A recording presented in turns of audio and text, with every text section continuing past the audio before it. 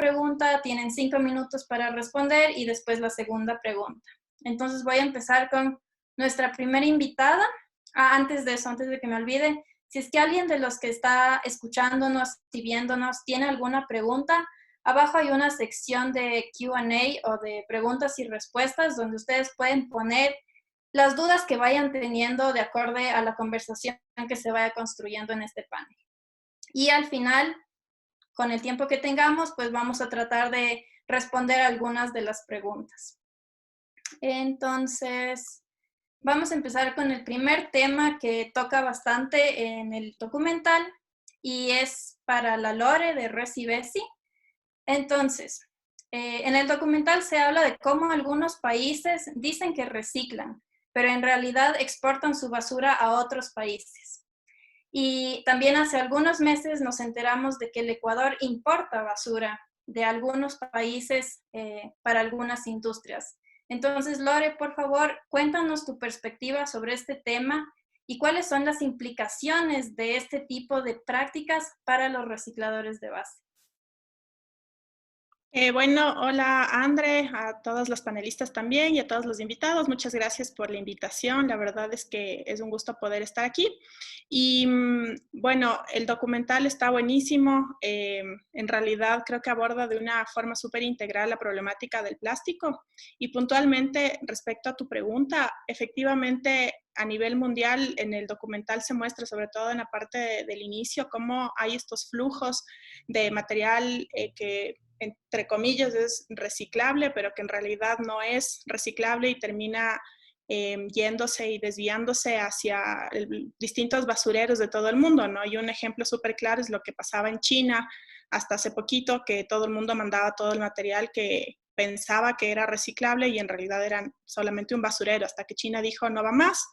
Y entonces empiezan a buscar otros basureros, ¿no? Y principalmente los países del sudeste asiático. Entonces realmente es bastante triste y creo que ahí el tema principal es la falta de responsabilidad sobre lo que generamos, o sea, sobre el residuo y la basura, entre comillas, que todos generamos, ya que en realidad cada usuario, cada persona, pero no solamente como personas, y es otro tema bien importante que se aborda en el documental, sino las empresas que ponen estos envases, empaques en el mercado, son responsables de los mismos. Entonces, siguiendo esta lógica, claro, la solución para evitar que existan basureros en el mundo es que cada una de las empresas, cada uno de los responsables de poner en el mercado estos envases, empaques y productos en general, también se hagan cargo para poder luego gestionarlos. Y entonces obviamente ahí hay una serie de implicaciones. Por ejemplo, una empresa va a dejar de producir tanto material que no sea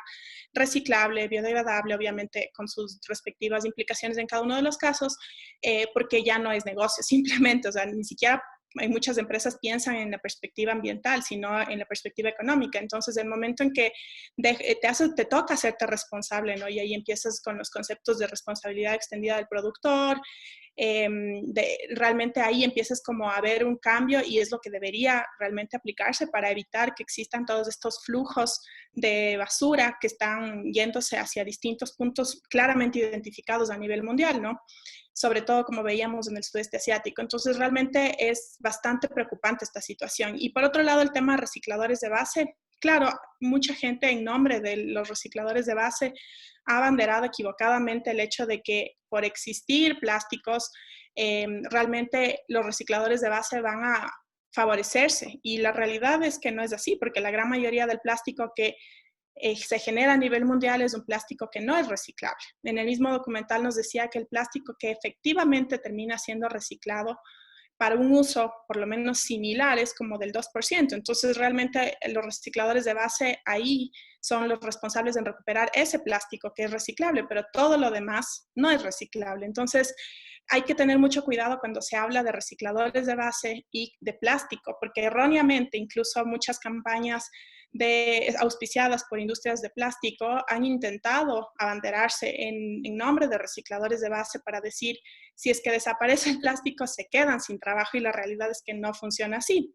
Los recicladores de base únicamente van a recibir, obviamente porque es un tema de flujo de mercado, un ingreso económico por la comercialización del material, pero del material que llega a una industria y que realmente la industria tiene algún interés en ese material, ¿no? Entonces no van a favorecerse de todo este otro plástico que no es reciclable. Entonces, esa es un poco la postura. También se ve como en el sudeste asiático hay un montón de gente buscando en la basura, eso es, digamos, del tema recicladores de bases a nivel mundial, pero vemos que gran parte no es reciclable, y mucho de eso termina siendo quemado, incinerado, con otro tipo de propósitos que tienen otras implicaciones que los vimos en el documental. Ajá. Ok. Muchas gracias, Lore, por tu primera respuesta. Tengo otra pregunta para ti, y es, en el documental se menciona, o se ha visto, ¿no?, que la incineración es una solución al problema de la crisis de la basura a nivel mundial. Sin embargo, nosotros que hemos investigado un poquito más sobre estos temas, sabemos que los impactos negativos de la incineración son realmente grandes. Entonces, mi pregunta para ti, Lore, es que nos cuentes un poco qué otras soluciones tenemos en lugar de la incineración de basura. Sí, justo es como lo que terminaba diciendo hace un momento, el tema de la incineración considero que hay que tomarlo con pinzas, ¿no? Porque también erróneamente en muchos, o sea, la gente sobre todo que no conoce los conceptos muy claros acerca de, por ejemplo, algo que está hiper de moda, que es la economía circular, erróneamente dicen, o sea, el aprovechamiento energético a través de la incineración es una solución. Y la realidad es que hay que analizar esto de una manera mucho más integral. Existe, cuando hablamos de residuos, toda esta pirámide de la gestión y de la jerarquía de los residuos, donde primerito está obviamente la prevención, el no generar, ¿no? Entonces ahí estás evitando un montón de plástico y en general de residuos que se vayan a generar. Y en esta misma línea luego tienes, claro, la prevención, el no generar, luego la reducción, luego tienes, bueno, hay muchas versiones de la pirámide, pero a breves rasgos luego tienes la reutilización, el reciclaje, el aprovechamiento, el tratamiento, el aprovechamiento energético, y luego al último, disposición final. Entonces, si nos damos cuenta en una jerarquía, el tema del aprovechamiento energético está bien abajo, y obviamente hay que ponerlo primero, el tema aprovechamiento energético de orgánicos mediante biodigestión, biogás, y después, al último, es como la incineración, ¿no? Entonces, esto tiene obviamente una razón de ser basada en análisis de ciclo de vida y un montón de otras metodologías. El punto está en que la incineración no es necesariamente la solución, porque se ha comprobado, como vemos en el video, que además de tener un montón de impactos ambientales a la salud de las poblaciones aledañas donde se efectúa la incineración, estamos generando un modelo en el que vamos a depender de la generación de residuos o de basura en general, no ni siquiera residuos, para poder abastecer a una matriz energética. Entonces nos vuelve dependientes nuevamente de la generación del residuo. Entonces es algo que uno no quisiera dentro de un concepto y de una lógica circular, donde tú lo que no quieres es que se genere en realidad, ir a atacar a la causa, no a mitigar, no tener estas soluciones al final de la tubería, que lo llaman, ¿no? Sino atacar a la causa. Entonces, el rato en que nosotros aceptamos a la incineración como una tecnología que efectivamente funciona como alternativa a resolver el problema de residuos, estamos promoviendo de manera indirecta que se sigan generando. Y entonces también algo que aborda en el documental y que es muy interesante es que empieza a competir el material que podría ser utilizado para reciclar, por ejemplo, para incinerarse. ¿Y ahí qué sucede? Empieza ahí sí a tener implicaciones incluso sociales, porque empiezas a afectar a grupos vulnerables como recicladores de base. Porque el plástico tiene un poder calórico muy elevado, que no es comparable con otro tipo de residuos. Entonces, el momento en que tú priorizas la incineración, porque una empresa que ingrese a hacer una incineración siempre va a tener un beneficio económico, si no, no lo haría. Entonces empieza a competirse por este material, y ahí es cuando también hay otro problema. Entonces, por eso digo, el tema de la incineración hay que tomarlo con pinzas, hay que analizar cada uno de los casos, pero siempre tener en cuenta que no es la solución, y que no porque tú generes energía a partir de los residuos, ya solucionaste la gestión de la basura en el mundo, ¿no? Eso, digamos, es el mensaje que se intenta transmitir y este lobbying a nivel internacional acerca de que esa es como la panacea, esa es la solución acerca del manejo de los residuos. Entonces, bueno, y eso, como les decía al inicio, sin contar todos los perjuicios ambientales y a la salud, ¿no? Sino ya visto desde el modelo en sí de la incineración. Eso es lo que te podría decir. Gracias, Lore, por darnos como esta perspectiva que tú tienes, sobre todo en los temas que están relacionados al reciclaje, y también como abrirnos los ojos de que el reciclaje se ha mantenido por tantos años funcionando, porque en realidad, más que ser una acción de cuidado al planeta, es realmente una industria más. Entonces, eso es importante que todos conozcamos. Y con esto voy a seguir al siguiente panelista. Vamos a tocar un poco más sobre los temas de educación, de conocimiento, sobre qué es el material plástico, de dónde viene y por qué hemos caído como en esta crisis de tener tanta basura plástica. Y la panelista siguiente sería Dani. Dani es de Amiguitos del Océano y trabaja mucho en temas de educación, sobre todo con niños. Entonces creo que es la persona adecuada y me muero por saber tus puntos de vista relacionados a los siguientes temas. Entonces, en primer lugar, en el documental se menciona que las personas al ver el plástico ni siquiera se ponen a pensar de dónde viene este tipo de material, ¿ya? Desconocen en muchos casos de que es un material derivado del petróleo, tampoco conocen el impacto que esto genera.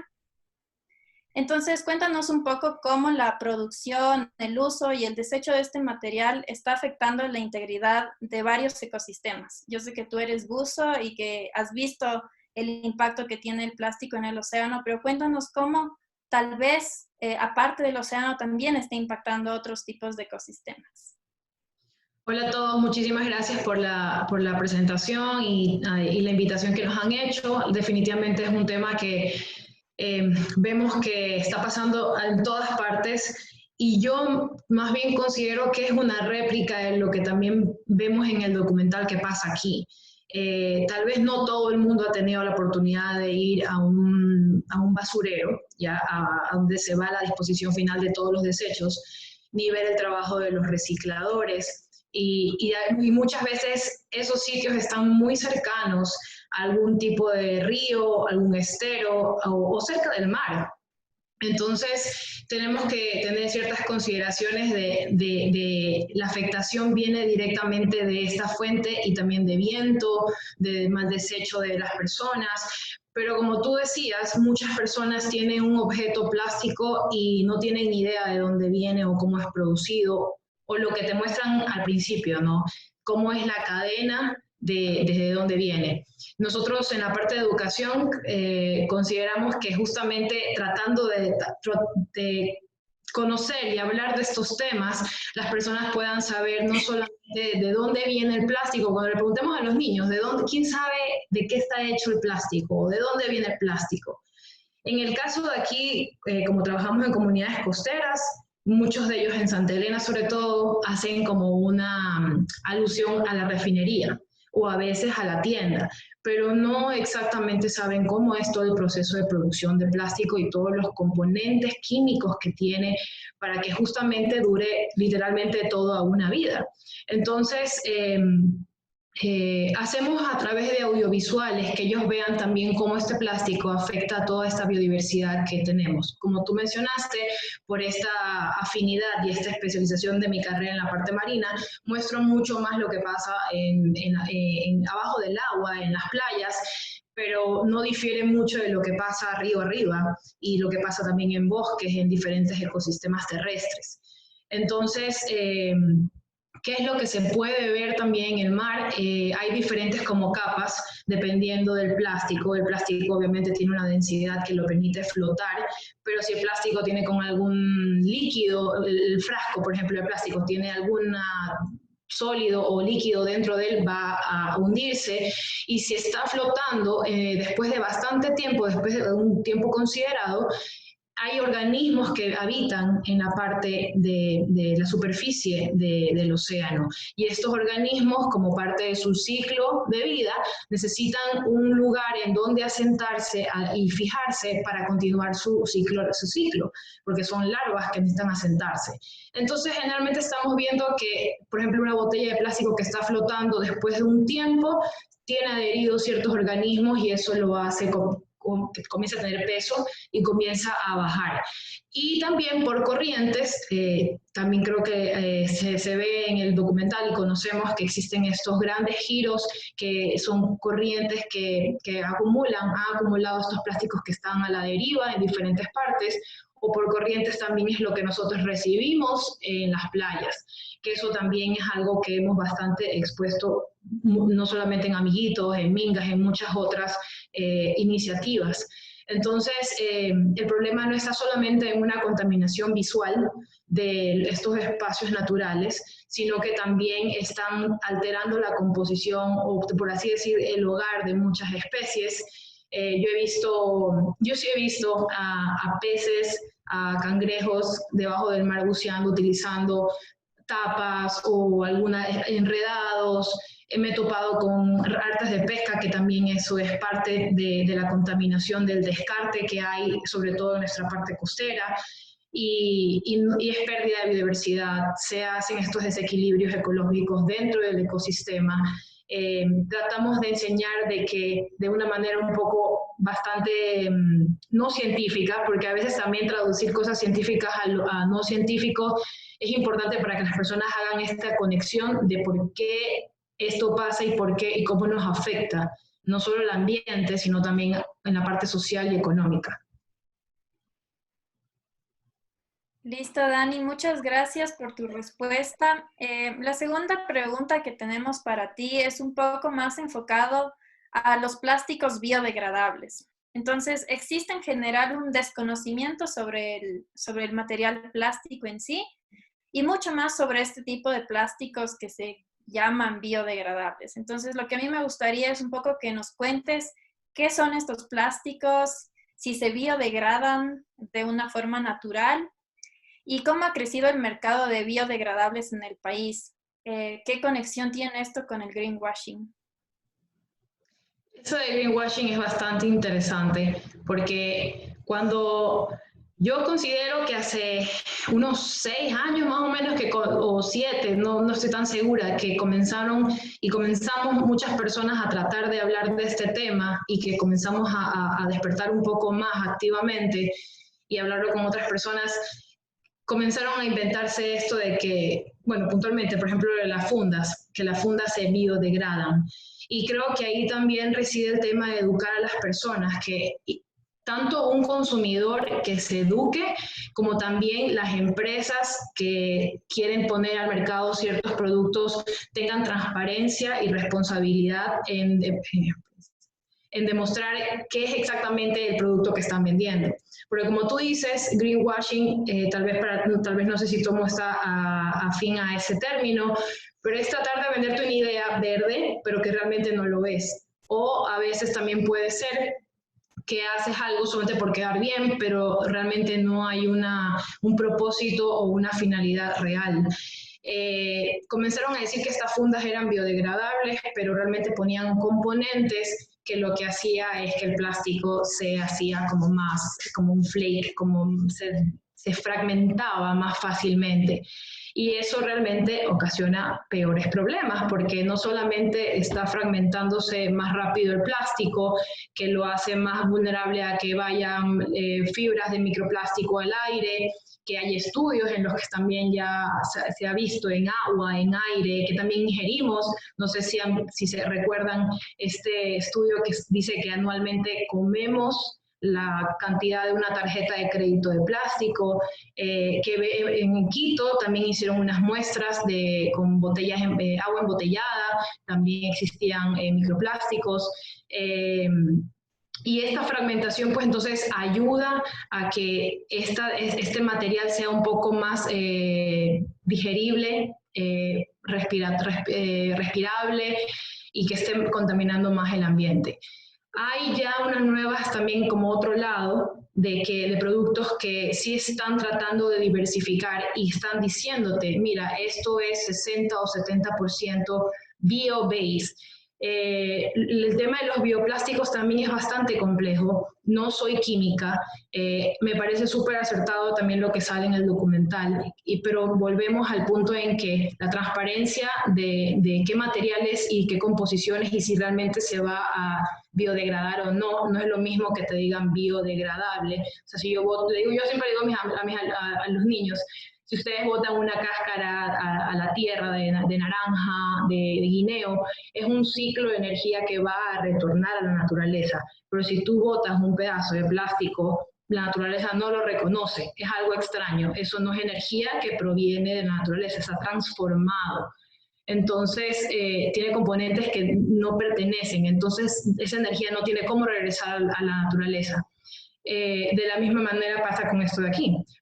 Siento que, y va a tomar un poco más de tiempo, tratar de innovar este tipo de productos para que sean 100% biodegradables. Pero yo realmente sí estoy, como por así decir, contenta de que ya están habiendo nuevos productos que realmente sí son una opción al momento de que si en caso de que alguien quiera algo descartable. Siempre estamos nosotros tratando, y creo que aquí todos lo decimos, siempre lo primero para nosotros es la reducción, evitar el uso de plásticos, sobre todo de plásticos de un solo uso. Pero en el caso de que sea necesario, pues estos tipos de vías de que son bio-based, un 60-70% es mucho mejor. Creo que la industria justamente ahorita está trabajando en innovar estos productos y tratar de mejorar estos porcentajes. Pero nuevamente, creo que la transparencia en información es necesaria para que los consumidores tengan mejor elección de los productos y que obviamente también haya esta corresponsabilidad, ¿no?, de la industria y también de los consumidores. Listo, Dani. Muchas gracias por tus respuestas, por compartir con nosotros la contaminación que has evidenciado en el océano y también tu conocimiento sobre los bioplásticos y sobre todo por recalcar que creo que aquí todos estamos en la lucha de fomentar el reuso, las cosas que sean duraderas a largo plazo, que no sean desechables, ¿no? Entonces, solamente para recordarles a todos los que están escuchando que si tienen alguna pregunta de lo que estamos conversando en el panel, pueden poner en la sección de preguntas y respuestas. Y al final, cuando terminemos con las preguntas de los panelistas, pues vamos a pasar a las preguntas de los participantes. Entonces, voy a continuar con la siguiente panelista, que es Chechi. Y bueno, vamos a tocar un poco el tema más político, por así decirlo, de los plásticos, porque, bueno, Chechi es la fundadora o directora de Mingas por el Mar y han tenido bastante experiencia, sobre todo impulsando regulaciones para que se pueda limitar el uso de los plásticos de un solo uso aquí en el Ecuador. Entonces, Chechi, en las últimas décadas hemos visto que realmente la producción de plásticos ha incrementado bastante a nivel mundial, pero también la lucha de los colectivos para poder impulsar este tipo de políticas públicas que regulen el uso de esos plásticos. Y en Ecuador, puntualmente, durante el 2019 vimos que hubo un poco de avance en ese sentido. Recuerdo que incluso nosotros apoyamos en la asamblea algunas regulaciones que se estaban poniendo sobre la mesa y ahora con esta situación de la emergencia sanitaria estamos viendo que poco a poco se están difuminando esos esfuerzos y que también a nivel de consumo diario de las personas cada vez se empieza a consumir más y más desechables. Entonces me gustaría que nos cuentes un poco cómo está la situación de las políticas públicas en relación a los plásticos de un solo uso en el país y cuál es tu visión o cuál es el panorama que tú puedes ver desde ahora tomando en cuenta la emergencia sanitaria. André, muchas gracias por la invitación. Hola a todos. Sí, definitivamente todos los esfuerzos que estuvimos haciendo en el 2019, ustedes nos fueron a apoyar a la Asamblea Nacional, estuvimos haciendo un montón de lobbying, inclusive se hizo una organización aparte que se llama Círculo Verde para que solo se enfoque en temas políticos. Ustedes saben que igual la parte de políticas públicas no es ni divertido y definitivamente necesitan personas que sepan gestionar reuniones, presionar, saber estratégicamente qué hacer. Entonces tuvimos que armar un equipo liderado por igual abogados y personas que saben cómo manejar estos temas, porque recuerden que nosotros nacimos desde esta pasión por salvar el océano, por salvar el planeta, pero yo personalmente no soy ni abogada ni tenía ni idea de cómo funcionaba este mundo tan complejo. Y poco a poco nos empezamos a aprender cómo funciona y en realidad es una carrera de resistencia al 100%. Necesitas mover por todos los lados esfuerzos, es decir, no solamente mover reuniones con asambleístas, concejales, alcaldes, directores ambientales de GATS municipales, sino también informar a la comunidad cómo pueden ellos también presionar desde su lado. Y lo hicimos bien y estábamos bastante bien porque inclusive el proyecto de ley de regulación de plásticos desechables llegó a primer debate de manera muy positiva y los asambleístas en su mayoría apoyaron la ley porque obviamente es un tema que primero es complejo, eso es lo que nos dimos cuenta, hay muchas personas que lo apoyan pero no tienen ni siquiera idea de lo que están apoyando, porque si tú lees un proyecto de regulación de plásticos te das cuenta de que el tema no es sencillo de entender. Y lo más, digamos que hasta se ha hecho un poco de moda esto de cuidar el planeta. Entonces eso nos ha ayudado bastante para que muchos políticos nos apoyen. Pero detrás también hay mucha presión de parte de la industria y de parte de los negocios que maneja la industria de plásticos. Entonces, lo que sí puedo decir es que ahora, con lo de la emergencia sanitaria, las cosas están completamente bloqueadas. No se está hablando para nada de temas que no sean de importancia actual. Pero sí considero que no hay que quedarse igual de brazos cruzados. Hay que seguir educando a las personas. En este momento, hacerles entender de que este encierro que tenemos, o esta cuarentena, o esta crisis sanitaria que tenemos, implica también ser mucho más crítico, inclusive, en cómo estamos viviendo nuestra vida.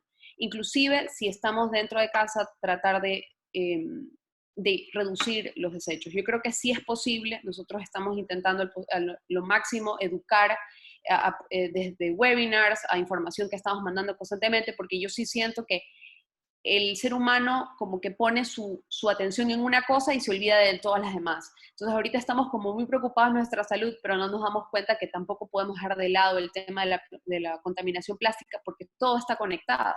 Y de alguna manera no vamos justamente en este momento que está colapsando la vida humana, por así decirlo, vamos a seguir alimentando el problema con más contaminación.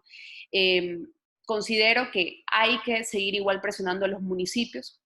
La regulación, por ejemplo, la ordenanza municipal de Guayaquil, que no quedó en absolutamente nada, porque básicamente era una ordenanza que no estaba bien elaborada con la realidad, ha hecho que muchas veces se pierde el respeto a estas ordenanzas a nivel nacional, como que ven que esto no funciona.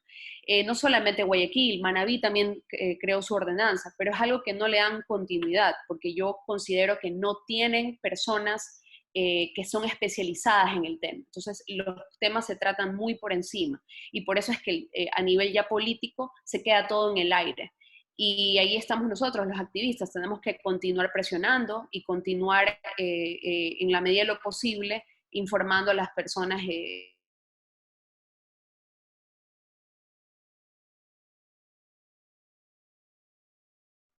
Listo, Chechi, muchas gracias. Voy a dar paso a la siguiente pregunta que tenemos para ti, que está un poco relacionada a esta actividad que hemos hecho como Plástico y como Mingas por el Mar también, que es las auditorías de marcas durante las limpiezas ambientales que normalmente hacemos.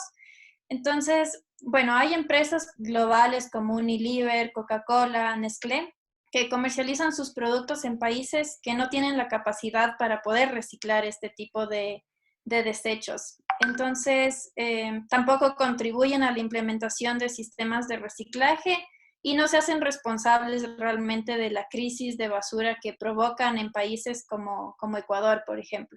Entonces, me gustaría que nos cuentes un poco cuál es tu opinión sobre este tema ¿Cuándo empieza y cuándo termina la responsabilidad de nosotros como consumidores y cuándo empieza y la responsabilidad de las empresas también? Y dentro de este contexto también me gustaría un poco que nos cuentes sobre las regulaciones de responsabilidad extendida del productor en Ecuador, que creo que hay muchas personas que lo pasan por alto.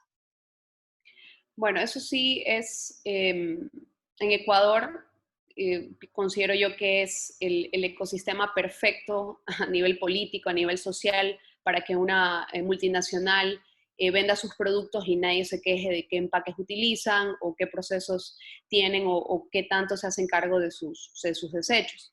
Definitivamente en otras partes del mundo sí se los presiona mucho más que lo que hemos podido presionarlos acá. Obviamente en esto Plástico Project ha ayudado un montón con las auditorías que han hecho en estos muestreos urbanos. Nosotros empezamos con el tema de Break Free from Plastics y Trash Blitz, también sacando auditoría de marcas, pero había situaciones en las que, y lo han visto, que la limpieza de playa a veces es un poquito más compleja, porque inclusive vienen los desechos más degradados, inclusive a veces no se veía la marca, o hay muchísimo viento y está la arena, entonces no es que es tan sencillo hacer auditoría de marcas muchas veces en una playa con un montón de gente, calor, entonces se nos ha complicado en realidad mantener una auditoría de marcas durante todo el año, pero sí hemos elegido ciertas fechas especiales en las que nos hemos puesto muy serios con el tema de hacer las auditorías de marca.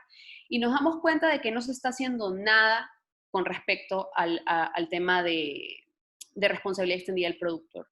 Porque inclusive cuando hemos tenido conversaciones con las empresas, porque nos buscan, porque quieren hacer alguna campaña, ellos lo único que quieren realmente hacer es mantener una campaña muy superficial, de decir que ellos están limpiando o de decir que le están dando a la Fundación Carpas o que le están dando a la Fundación ciertos recursos para seguir limpiando.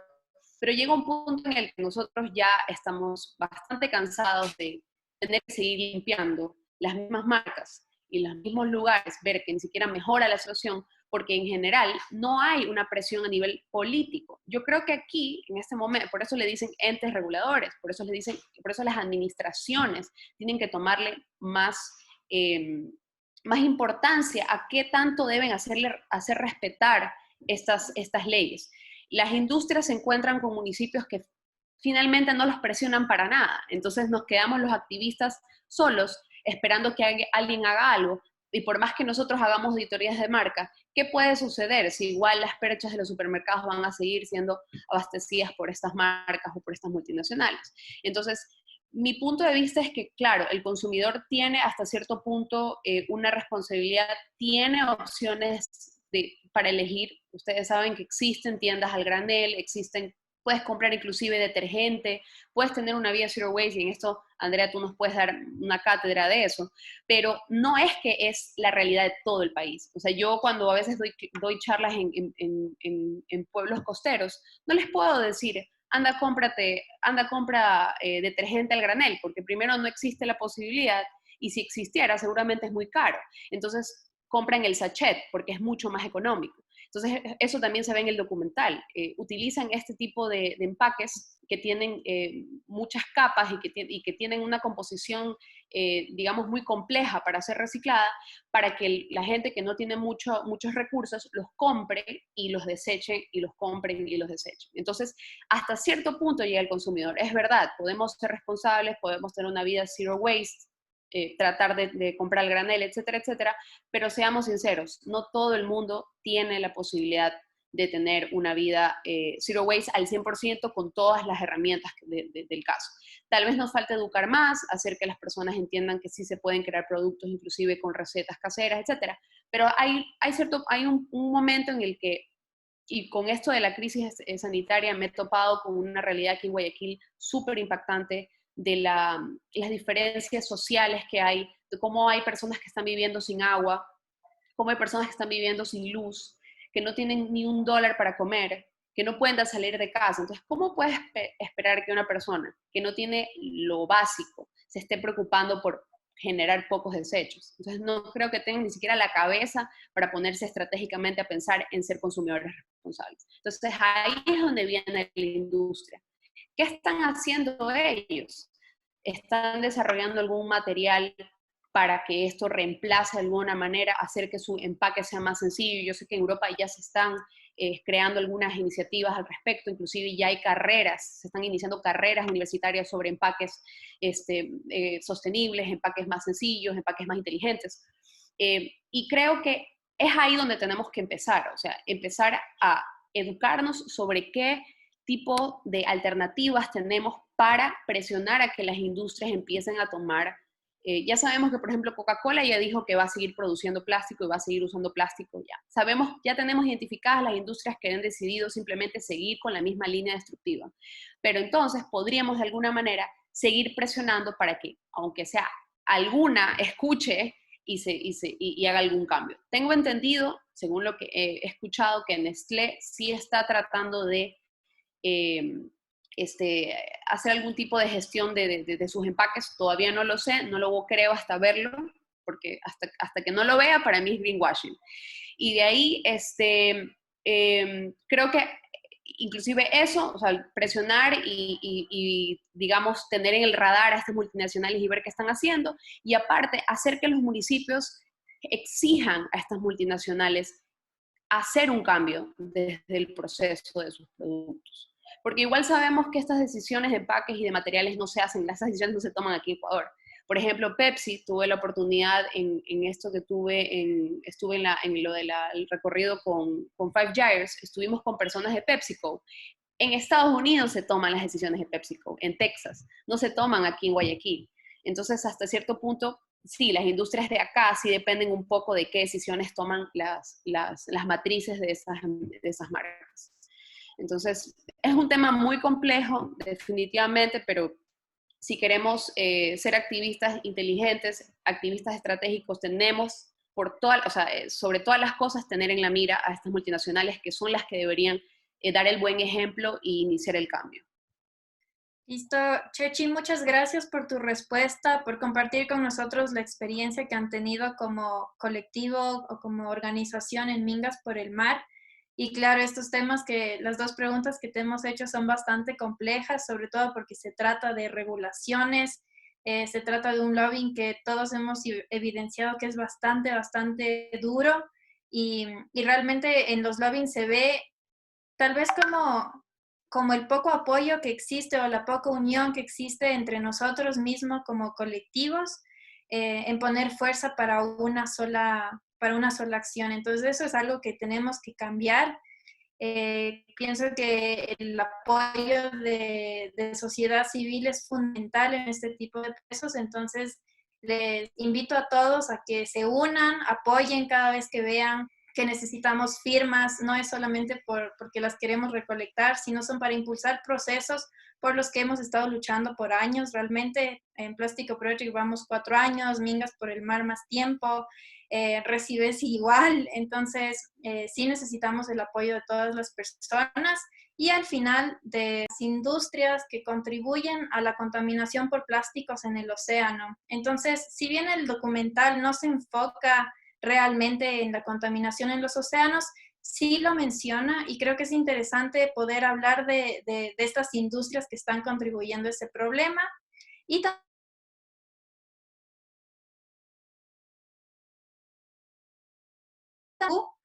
para que la gente pueda tenerlo esto en mente y pueda también ser voluntario en las salidas que vamos a tener, ojalá cuando todo esto pase. Entonces, te cedo la palabra, Javi. Bueno, buenas noches con todos. Lore, perdón, Andrea, muchísimas gracias por la invitación. En estos minutos con las panelistas creo que he aprendido mucho más en detalle sobre algunas situaciones que nosotros nos enfrentamos justamente en el proyecto que iniciamos.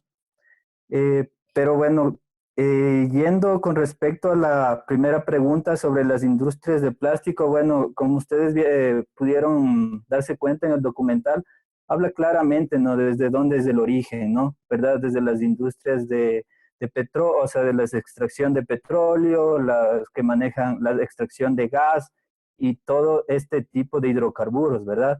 De ahí vienen pues las empresas que se hacen cargo de esta, como decir, de la utilización de esta materia prima, y finalmente pues llegan a los fabricantes que hacen este tipo de diferentes formas al plástico, ¿verdad?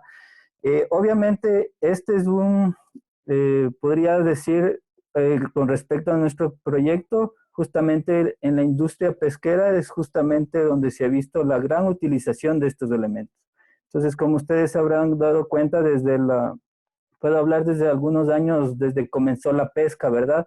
Desde un nylon hasta llegar hasta las redes, hasta una atarraya, por ejemplo, en la Amazonía, hasta lo que es ahora, estamos hablando de la pesquería industrial, que son cientos de metros de redes que utilizan, y lo que, bueno, nosotros actualmente estamos viendo esta problemática justo en nuestra área de estudio, justamente al norte de Esmeraldas, justamente frente a las playas de Atacama, Estonzupa y Súa. Lamentablemente nosotros hemos trabajado como 10 años en lo que es el monitoreo de fauna marina, específicamente con ballenas jorobados. Hemos tenido, por ejemplo, registros de animales como enredadas, por ejemplo. Me recuerdo desde el 2012 que yo empecé a ser parte del proyecto de cetácea. Justamente hemos visto ya estas interacciones que hay, ¿no es cierto? Entonces, justamente luego pudimos, tuvimos un inconveniente con un dron que estuvimos haciendo investigación y justamente cayó al mar. Entonces, esto nos permitió, por ejemplo, hacer unos buceos con gente de la zona. Lamentablemente ahí nos dimos cuenta el impacto que está produciendo este material. Entonces, estamos hablando de redes. Por el momento nosotros hemos identificado dos tipos de redes, la una que es nylon y la otra son como un tipo de mallas de propileno, perdón si es que me equivoco, pero justamente este material hemos visto que está afectando específicamente a lo que estamos hablando de arrecifes rocosos. Entonces, desde nuestro proyecto, pues escuchándoles a todas las panelistas, pues nos damos cuenta que enfrentar esta problemática es un gran desafío. Es un gran desafío y que conlleva la participación no solo de pocos autores, sino como mencionado, por ejemplo, la parte política, que es bastante importante, la parte de educación ambiental, y bueno, de nuestra parte lo que nosotros estamos haciendo es justamente encontrar este tipo de alternativas que mencionaba, que mencionaba Ceci, ¿verdad?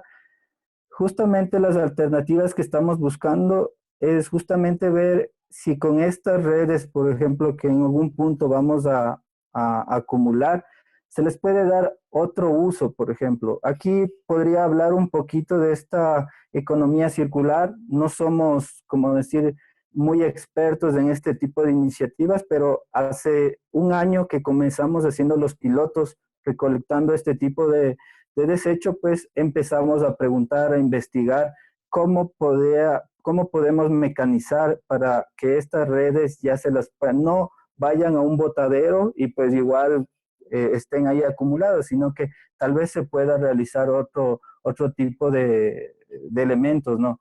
Entonces, para esto justamente nosotros estamos con el apoyo no solo de la parte del equipo científico que trabaja en campo, sino que ahora nos hemos vinculado, estamos uniendo fuerzas, por ejemplo, con DELAF, que es un laboratorio donde hacen un trabajo muy interesante. Yo también no lo conocía, pero por ejemplo, hay desde diseñadores, ingenieros, arquitectos, es un equipo multidisciplinario y me gustó mucho conocer porque es gente joven, ¿no? Gente joven que está acabando sus carreras y la verdad es que tienen unas ideas increíbles. Lo que yo les puedo decir específicamente, cuál fue la que me llamó la atención, es sobre unos productos a base de cáscara de mandarina, si no me equivoco. Me hicieron probar lo que es ¿cómo les puedo decir? Como una goma, ¿verdad? Entonces eso me llamó me llamó la atención. Entonces yo dije, wow, o sea, desde aquí mismo, desde el país, pues están habiendo este tipo de profesionales que que van a surgir de alguna manera, y creo que nosotros, el trabajo entre todos, pues es tratar de apoyar, ¿no? Y como decía Ceci, pues dar alguna alternativa, tal vez que se le tome en cuenta desde la academia, con un equipo multidisciplinario. Listo, Javi, muchas gracias por tu respuesta. Te voy a hacer la última pregunta que tal vez es un poco más en plan, nos puedes dar tu perspectiva desde el lado personal, porque tal vez no está tan vinculado a los proyectos que tú llevas, pero es algo que a mí me parece súper importante ponerlo sobre mesa. Y es que el documental menciona la inversión de ciertas empresas que realizan financiamiento para tecnologías de limpieza, como el Ocean Cleanup, que es una máquina que recolecta la basura en el océano. Y realmente las empresas que financian este tipo de proyectos lo hacen con el fin de figurar su interés en la lucha contra la contaminación por plástico, pero no se ponen a pensar que tal vez podrían financiar todo ese dinero, tal vez en la implementación de sistemas de reciclaje o incluso en buscar nuevos envases para sus productos. Entonces yo quisiera saber, Javi, desde tu punto de vista, que igual recién te estoy conociendo, entonces me da mucha curiosidad saber qué es lo que piensas, pero ¿tú crees que las tecnologías de limpieza son una solución o crees que las empresas pueden invertir este dinero en otras alternativas? Bueno, como vimos en el documental, eso también me llamó bastante la atención. Muchos de los gente que está trabajando, lo que vi en Filipinas, justamente mencionaba una chica que lamentablemente la limpieza justamente de la imagen de Latina, no sé si recuerdan, justamente seguía regando, ¿verdad? Entonces, y si es que no se paraba esas llaves, el problema va a persistir, ¿verdad?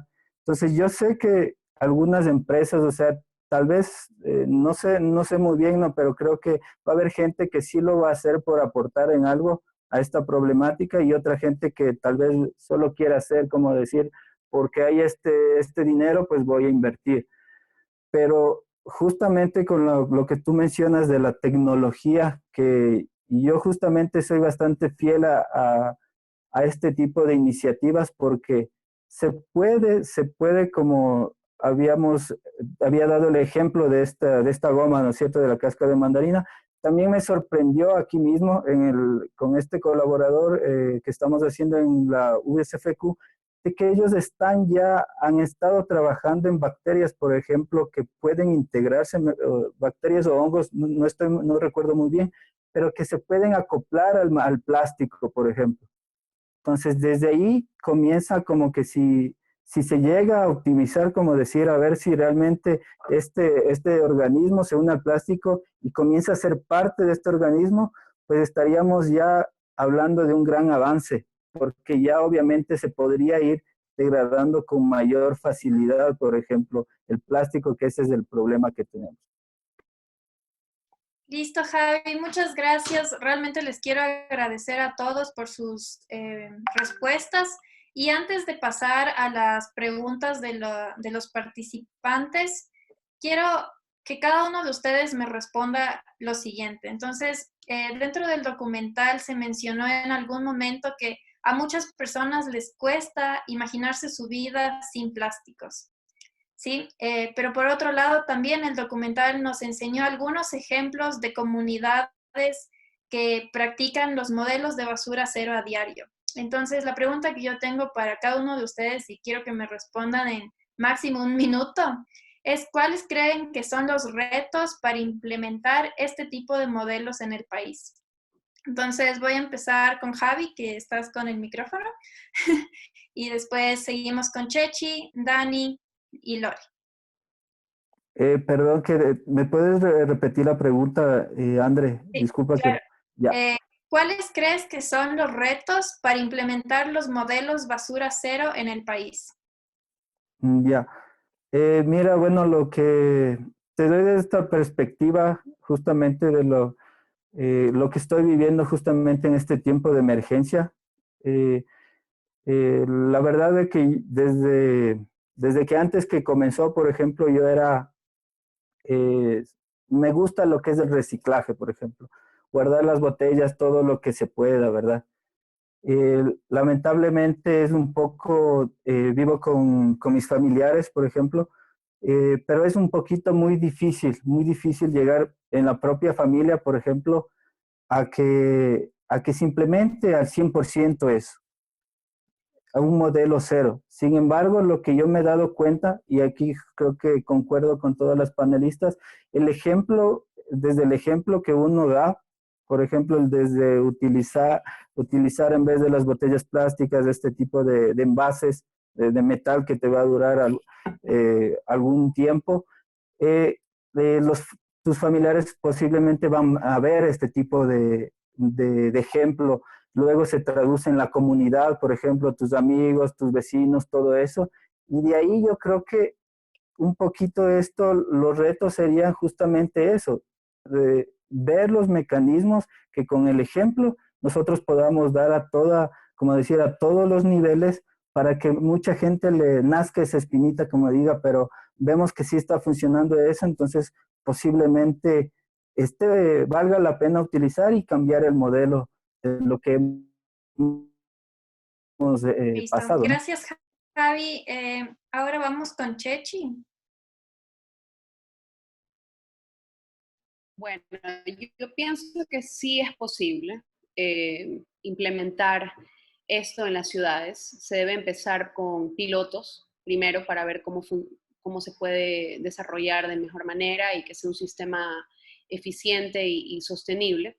Pero pienso que lo primero que se me vino a la mente cuando hiciste la pregunta es que no hay interés político para nada. Entonces, cuando no hay interés político, no hay las herramientas para crear, digamos, sistemas dentro de la ciudad.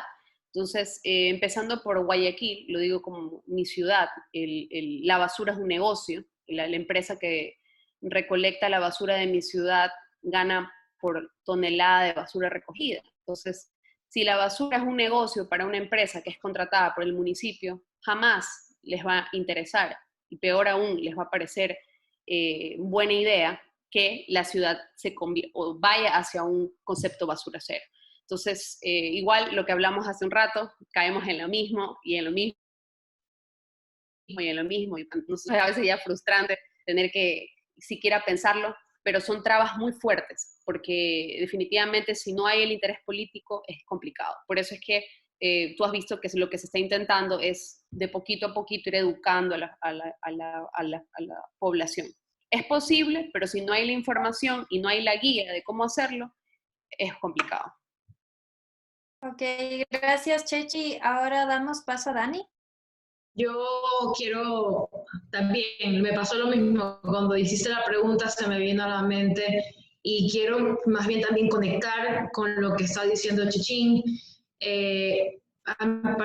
Yo lo veo de que sí es factible también, toma un poco de tiempo, porque obviamente cualquier tipo de proceso de cambio toma tiempo, sobre todo si no estamos acostumbrados a ello. Pero para mí es importante que haya esta conexión de las personas con esto que está pasando, porque esto en la naturaleza es importante para nosotros como sociedad, en la parte de salud, en la parte económica. No se puede, y de eso justamente trata la sostenibilidad, tratar de buscar el equilibrio entre estas tres. Lo económico lo ambiental no puede estar aparte del tema económico y social. Es importante, y la gente hasta que no entienda a través de la educación por qué la naturaleza y la salud de los ecosistemas son importantes para nosotros como sociedad, como humanidad, no va a haber este cambio de mindset. Y eso también pasa con los políticos. Entonces, si a nivel político o a nivel de ciudadanía no tenemos un entendimiento de cómo funcionan las cosas, a grosso modo, o por qué es importante para mí, qué bienes y servicios, porque esto es importante de que yo lo cuide. Si yo no tengo el entendimiento de esto, que eso se genera, como dice también Chichín, a través de la educación, no voy a apoyar ningún tipo de causa, yo no voy a generar algún tipo de emoción o cambio en mí y peor apoyar para que se haga. Por eso sí es importante que sigamos persistiendo en la educación en las personas. Y para mí también es un poco tratar de cambiar desde las bases. Nosotros hemos tratado de decirnos, bueno, aquí en Ecuador y en la mayoría de Latinoamérica, la mayoría de las personas son de escasos recursos, van a escuelas fiscales. y nosotros hemos tenido la oportunidad de estar en escuelas fiscales. No es la misma información que se trabaja con otras, no hay los profesores, la información, los recursos. Como decía Chechi, no le puedes decir a una persona, una familia de escasos recursos, pon un panel solar, por así decirlo.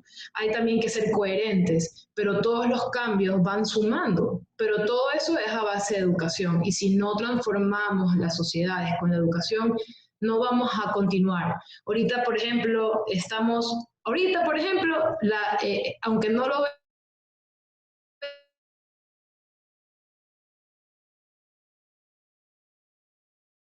todo el planeta. Recientemente Harvard sacó un estudio acerca de la relación de polución de aire con respecto a las muertes de personas de COVID en ciertas ciudades en Estados Unidos. Entonces, ese tipo de información, hemos visto la georreferencia de mapas de Italia, de aquí de Ecuador, de Estados Unidos, de China, un antes y pre-COVID y durante COVID. Y hay India, y hay una gran diferencia. Entonces, ahorita creo que también este encierro, y yo espero, y en serio lo espero y lo anhelo, de que definitivamente no podemos salir afuera como antes. Es el tema, es justamente repensar por qué la salud del planeta tiene que ser vista de una manera primordial y a través de la educación, conectar a las personas. Listo, Dani, muchas gracias por tu respuesta. Seguimos con Lore. Sí, bueno, yo me sumo a las palabras que mencionaban todos los anteriores, todas y todos los panelistas anteriores. Puntualmente, creo que ahí hay y justo alguien ponía esto en el chat, en las preguntas, hay un punto clave respecto al tema de política pública y cómo eso al final del día desencadena en que los productos, el estilo de vida zero waste no llegue a ser tan caro. O sea, el problema ahorita es que si tú comparas productos o llevar un estilo de vida zero waste, todavía es un tema, y disculpen el término, de privilegio, de élite, o sea, de gente que tiene acceso en muchos de los casos, porque lamentablemente hay muchos costos relacionados a la gestión de los residuos y a la fabricación de productos que no están siendo considerados. Entonces, un ejemplo muy claro es, por ejemplo, la fabricación de todo el producto desechable, todos los plásticos desechables, y luego el costo que eso representa para un municipio, y a su vez el costo que no están siendo, hablando no necesariamente de desechables, pero de otro tipo de plástico, asumido para recicladores de base. Entonces, por ejemplo, los recicladores de base prestan un servicio sin que sea reconocido. Lo mismo, las tasas de recolección de basura son limitadas únicamente al tema de gestión, y en gran parte no lo asume la ciudadanía, sino que hay también una contraparte municipal dependiendo del modelo de cada una de las ciudades. Entonces, todo esto hace que los productos, o sea, que no exista un cálculo real de cuánto realmente cuesta la gestión de los residuos, y entonces al final del día, al no asumirse eso, termina siendo más caro llevar un estilo de vida zero waste, y por lo tanto yo considero que si eso no cambia, no es factible, no es sostenible que toda la ciudadanía lleve un estilo de vida. Sí, se pueden tener un montón de acciones, y creo que la gente que estamos en el medio lo llevamos, lo hacemos y lo predicamos y lo actuamos. No solo lo predicamos, sino que para que esto sea extendido a toda la población, sí necesitan cambiar un montón de cosas desde la base, o sea, desde las políticas. Y ahí es algo que decía que es muy importante, el tema de decisión política. Por ejemplo, actualmente está a punto de pasar ordenanza de plásticos, pero ya hay todo un lobbying, ya hay todo un tema. Hola, creo que es tu hija, la saludamos. Hay todo un tema respecto a la ordenanza de plásticos, y ya empieza el lobbying, y ya empieza este otro. Entonces, creo que también es un tema de decisión política, ¿no? Y de presión. Y yo creo que, y firmemente creo, y creo que los logros que se han visto, tú, André, decías hace un rato, cada vez somos más organizaciones, y es lindísimo, porque la mayoría hemos crecido juntas. O sea, Recibes igual ya tiene como 5 años, y como la mayoría de nosotros hemos crecido juntas, la mayoría mujeres además, que es bien chévere eso. Entonces, hemos crecido juntas, y creo que eso permite que se genere una presión. O sea, si no existiríamos nosotras ahorita, no habría ningún avance. Entonces, creo que por otro lado, eso también es fundamental, que sigan sumándose personas a las organizaciones existentes, si no quieres a través de una organización como persona individual, pero que se siga creando esa presión para que los tomadores de decisión también se sientan en esa necesidad de implementar estas políticas que hagan que sea algo más accesible. Yo sí considero que mientras no sea un tema accesible, no va a poder ser ampliamente implementado en las ciudades, ¿no? Y bueno, y también me suma el tema de educación, es clave, o sea, desde los más chiquititos es súper importante poder cambiar ese chip para que empieces con acciones súper simples, ¿no? De que tal vez no, las acciones como que todas conocemos, no preferir una funda desechable, evitar en la medida de lo posible generar en realidad el residuo. Entonces yo creo que eso, o sea, esos yo creo que son los retos más importantes para poder llevar un modelo zero waste a nivel. Listo, Lore, muchas gracias por sus respuestas todos. La verdad es que desde nuestro punto de vista sí existen muchos retos y ustedes mencionaron la mayoría de ellos, como el apoyo de los políticos para implementar políticas que promuevan los modelos basura cero, la educación, los mismos hábitos de consumo que tenemos nosotros. ¿Qué tan factible es que todas las familias ecuatorianas puedan acceder a estos estilos de vida? En realidad nos queda un camino bastante largo como país, pero yo quiero agradecerles a toda la información que han compartido. Y esto es como una charla entre amigas, porque como dice la Lore, hemos crecido juntas. En estos años hemos trabajado en varias cosas, unas con otras, y pues eso me llena de felicidad tener este espacio para hacerlo. Y también ahora me gustaría abrir el espacio para preguntas de las personas que nos han estado escuchando esta hora. Entonces voy a ceder la palabra a Génesis, que es de Plástico, para que pueda tal vez mencionar 4 preguntas de todas las que se ha puesto en el chat. Y quiero pedirles a los panelistas que al que le interese responder, alce la mano y le decimos su nombre y da su respuesta, ¿sí? Hola, ¿qué tal? Buenas noches con todos. Soy Génesis, miembro de Plástico Project. Bueno, vamos a seguir a continuación con las preguntas. Y tenemos esta pregunta que dice así. Para las personas que estamos familiarizadas con el tema, sabemos si una empresa o marca utiliza el greenwashing, pero para los demás tal vez no. Tal vez algunos tips para reconocer cuándo es greenwashing. Si alguien quiere... Ok, Dani. Generalmente las empresas, dependiendo, o sea, el producto que vayas a analizar, siempre hacen se llama memoria de sostenibilidad.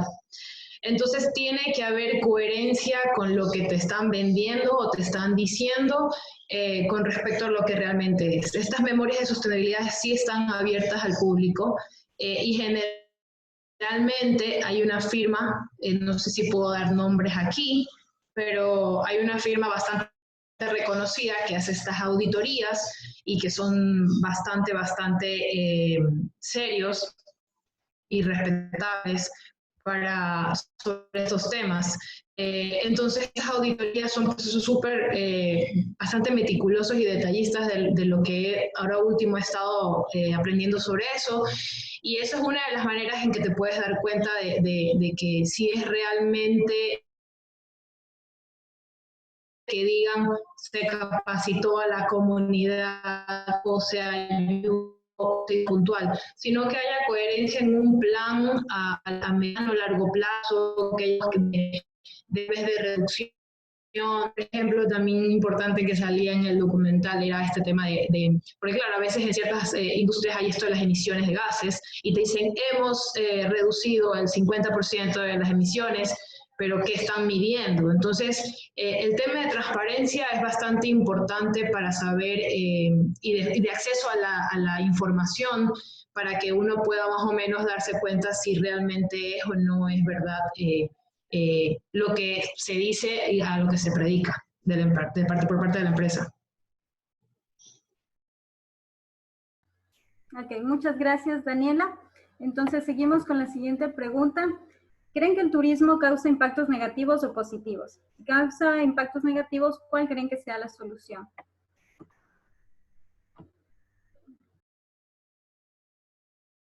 Bueno, yo creo que justamente, y es una excelente pregunta, yo trabajo en el sector turístico en la parte de asesoría digital para empresas turísticas y efectivamente ahora con la crisis sanitaria el turismo va a cambiar por completo.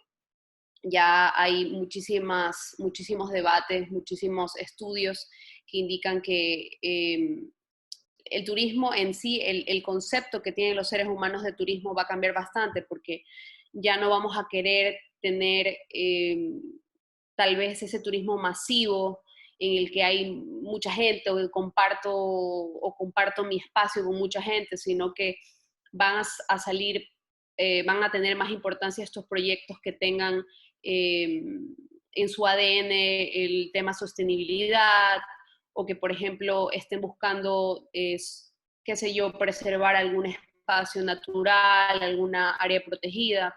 Inclusive, esto que ha sucedido nos ha indicado de que las aglomeraciones de personas en general van a disminuir un montón. Entonces, todo ese turismo masivo, que es el turismo dañino, inclusive muchas veces, y hablándolo a nivel local, este turismo que llega y simplemente arrasa con los espacios naturales, inclusive ni siquiera consume mucho ni deja mucha ganancia para el destino turístico, debe desaparecer. O sea, tenemos que de alguna manera tomar esta crisis como un incentivo para empezar a analizar bien qué tipo de turismo queremos desarrollar aquí en el país.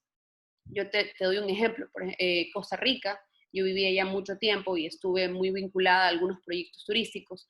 Ellos han con el tiempo aprendido a darle más prioridad a los proyectos que son más sostenibles y que tienen que le dan mucho más importancia al espacio natural o al lugar donde hacen el turismo que, qué sé yo, que malcriar al turista. Entonces, este turismo de malcriar al turista y sentir que es un rey en donde ni siquiera, o sea, en un lugar donde él no nació, porque eso es lo que sucede con el turista. El turista le gusta llegar a un destino turístico, ni siquiera enterarse de qué pasa a nivel social en ese lugar, ni siquiera tiene idea si es pobre o no es pobre, porque se meten en un resort en donde los atienden como reyes, pero en realidad no es un turismo real. Entonces, ahora todo lo que es turismo vivencial, turismo de naturaleza, ecoturismo, turismo sostenible, va a tomar mayor fuerza. Y tenemos que evidentemente evitar al máximo este turismo masivo, que lo único que hace es contaminar. Entonces sí, el turismo es muy negativo, definitivamente, pero no siempre. O sea, creo que hay que tomar países como Costa Rica de ejemplo de que ya tienen algún tiempo dándole más importancia a este tipo de proyectos turísticos. Perfecto, muchas gracias, Chechi. Justamente creí que tú ibas a ser la persona adecuada para contestar esta pregunta, sobre todo porque también hemos visto, sobre todo en las redes sociales, bastante sobre el efecto que ocasionan en las playas cuando hay aglomeraciones de gente. Ok, entonces seguimos con la siguiente pregunta. Es una pregunta muy común. ¿Por qué los productos ecológicos o de material sustentable tienen un precio elevado a diferencia de los productos que perjudican el ambiente?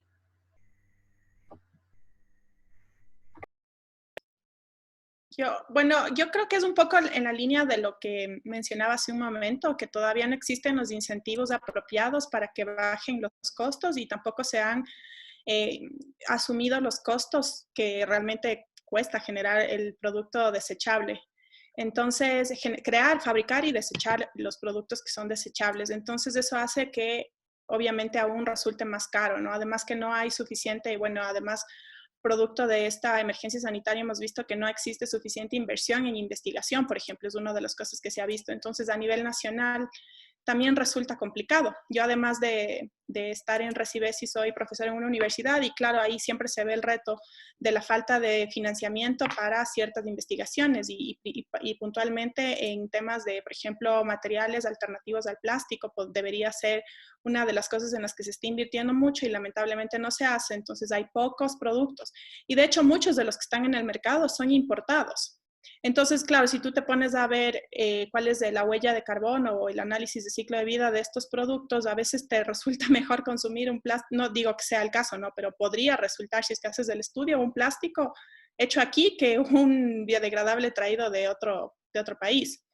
Entonces, todavía hay muchas cosas, muchas barreras que hay que superar al respecto, pero mientras no haya una política y regulación que incluya incentivos y que incluya financiamiento para esto, va a seguir siendo más costoso. Entonces, yo le veo por ahí también, obviamente que es súper más barato ahorita producir los plásticos desechables y desecharlos también. Justo hay algunos estudios a nivel de Quito que te cuesta más, y es súper interesante, te cuesta más gestionar el desechable, por ejemplo, hablando de un poliestireno o polipropileno que no sea reciclable, que producir, que fabricar ese plástico.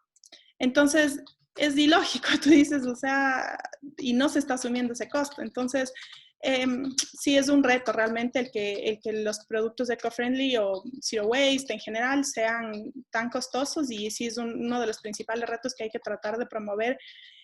Además, creando mayor, nosotros como consumidoras de escoger, ¿no? Quienes podamos. Nuevamente es un tema de quienes podemos tener ese acceso y esa oportunidad de escoger. No todo el mundo tiene esa oportunidad, y cuando estás en una situación de recursos limitados, obviamente no vas a pensar en qué es mejor para el planeta. Mucha gente prefiere alimentarse que preferir un producto que sea zero waste. Lamentablemente así funciona actualmente. Entonces, mientras los que sí podamos hacerlo, que lo hagamos, escojamos y fomentemos los productos que sean hechos, además, mientras más locales, mejor. Perfecto, Lore, muchas gracias. Sí es importante que mientras más podamos usar estos productos, también van a bajar un poco sus precios. Y con esto voy a la siguiente pregunta, que es respecto a lo que está sucediendo actualmente. Como muchos locales no pueden funcionar en sus horarios normales, utilizan ventas a domicilio, sobre todo los restaurantes. Entonces, ¿cómo podríamos evitar el uso excesivo de plásticos desechables durante esta emergencia sanitaria? Dale. Súper sencillo, no pedir comida para Dios. Yo hasta ahorita soy invicta, no he pedido una sola comida, he cocinado, eso sí, ya estoy harta de lavar platos, pero hay que hacerlo. Y es que te va a llegar en un foam de ley, si es algo caliente te va a llegar en un foam. Por ahí la pizza es lo único que se salva. Digamos que por ahí pueden tomar esa opción si se mueren de hambre, pero de ahí, yo en mi cuarentena, que ya llevo casi más de 30 días, no he consumido ningún plástico desechable. Ahora, las fundas que me vienen con la comida, porque obviamente eso es inevitable, sí las estoy desinfectando y las voy a usar, porque no las voy a botar en la basura. Creo que mucha gente está haciendo eso. Recibe la comida y directamente a la basura la funda. Pero eso ya es algo que a mí me parece que es un pecado. No puedo hacerlo. Pero en todo caso, yo creo que lamentablemente los restaurantes, no todos, creo que por ahí algunos sí han tomado la iniciativa de utilizar unas alternativas más ecoamigables, pero la mayoría te va a utilizar foam, porque yo he visto a mis amigos que ponen fotos de lo que han pedido y siempre es foam o las terrinas normales. Entonces, mi consejo es que, claro que obviamente si hay aquí dueños de restaurantes, no me maten, pero ya cada persona tiene su decisión de compra, ¿no?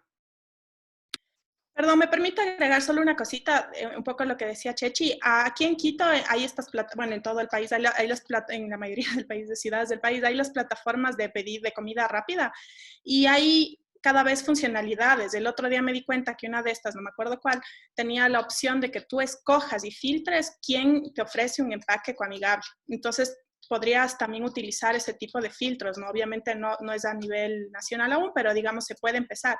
Y también puedes calificar. Entonces, cuando tú pides algo, al final, y me llamó mucho la atención porque pedimos algo en mi casa, y al final, cuando tú pones la calificación del conductor, del restaurante, de la comida, el precio y tal, te salía una categoría adicional del empaque. Entonces, súper interesante porque ya empieza a haber un poquito de presión, y que en gran parte es del consumidor también. Entonces yo creo que también otra sugerencia puede ser tú tomarte la molestia de decirle si es que ya pediste una vez y te llega, como dice Chechi, con este foam, con el plástico ese horrible, el más horrible de todos, tú le puedes decir al restaurante, o sea, y presionarle y hacerle caer en cuenta, porque muchas veces el restaurante no sabe. En muchos casos, conscientemente utilice ese plástico, pero en muchos otros casos es un tema de que ni saben lo malo que es. Entonces, si tú como usuario, como consumidor, ya te pasó, le puedes dejar un review, le puedes llamar, o sea, hay formas de presionar y de como hacerle caer, o sea, quedar mal, o sea, incluso ponerle en su página de redes sociales. O sea, hay formas que nosotros como consumidores podemos presionar para que eso vaya cambiando poco a poco. Listo. Perfecto, Lore. Muchas gracias. Sigue, Andrea. Sí. Listo, bueno, en honor al tiempo creo que vamos a dar por terminada con la sesión, con este panel, ya que nos hemos extendido 20 minutos más de lo que teníamos que extendernos. Entonces, nada, les agradezco mucho a los panelistas por haber aceptado la invitación y compartir tantas experiencias, y también a los participantes con sus preguntas que fueron muy interesantes. Esperamos poder responderles por correo todas las preguntas que se hicieron en este panel. Y también agradezco mucho el tiempo porque realmente 1 hora y media de panel es bastante largo, y espero que podamos seguir creando este tipo de espacios para conversar, para crear comunidad y seguir impulsando sobre todo las políticas públicas que se están dando en torno a este tema. Entonces, en la conversación pusimos a todos un link para que por favor nos ayuden con su firma para la petición que impulsa la regulación de plásticos de un solo uso aquí en Quito. Entonces, muchas gracias. Nos vemos pronto. Muchísimas Chao. gracias a todos, un gusto. Gracias. Gracias.